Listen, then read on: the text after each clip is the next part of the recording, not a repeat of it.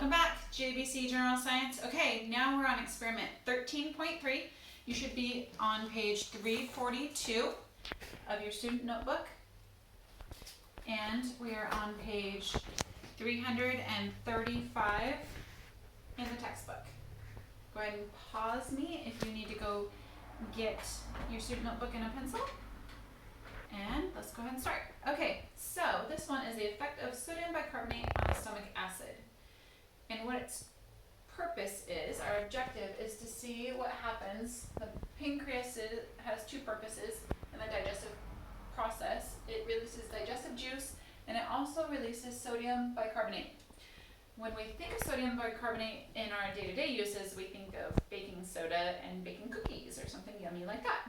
But the body also produces sodium bicarbonate to neutralize the acid in the small intestine. So the pancreas is going to release this into the small intestine, and at the same time the stomach is going to release into the small intestine the bolus that was formed and combined with the gastric juice. So when the bolus and the gastric juice mixes together, it creates what we call chyme, and it moves into the small intestine. So when those two come together in the digestive process, it's going to neutralize the acid because the sodium bicarbonate is a base, and this portion is the acid.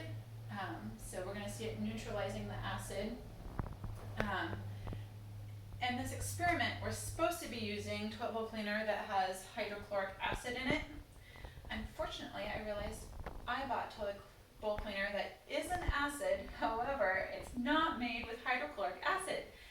And with our current situation, I'm not going to go run around town looking for a new toilet bowl cleaner. So we're going to do it, however, it's not going to be as exciting as what the book is predicting, because if we would have had hydrochloric acid, you would have seen the oxygen molecules combined with the chloride molecules and producing carbon dioxide. We would have had all this fun fizzy gas that you would have seen. And that is what happens in your stomach. It's neutralizing the acid and it's also producing the bubbles in the stomach. But we're just going to see a pH balance change.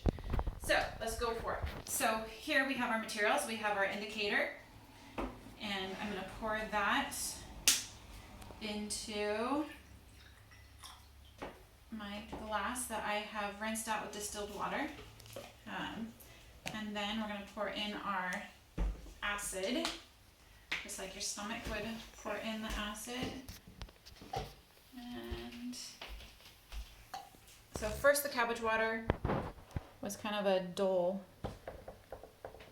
pink, purpley. I'm sorry, it was like a purpley color.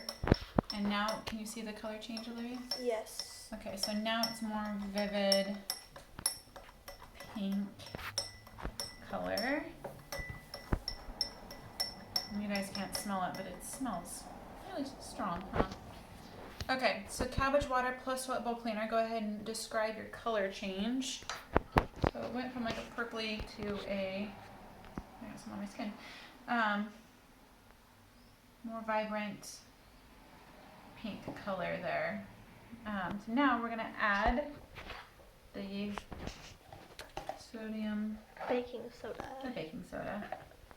And if this were hydrochloric acid, I'd do it really slowly so I wouldn't make a mess all over the table. But I think instead we're probably just gonna see a color change.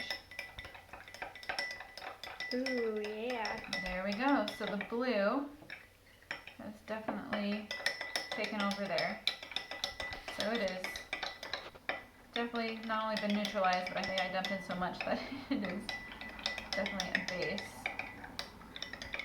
So our results there, you can see that it has definitely been neutralized. And sorry, no CO2 bubbles today. But you can add that in the discussion conclusion. Okay, thanks for joining us. See you at the next experiment.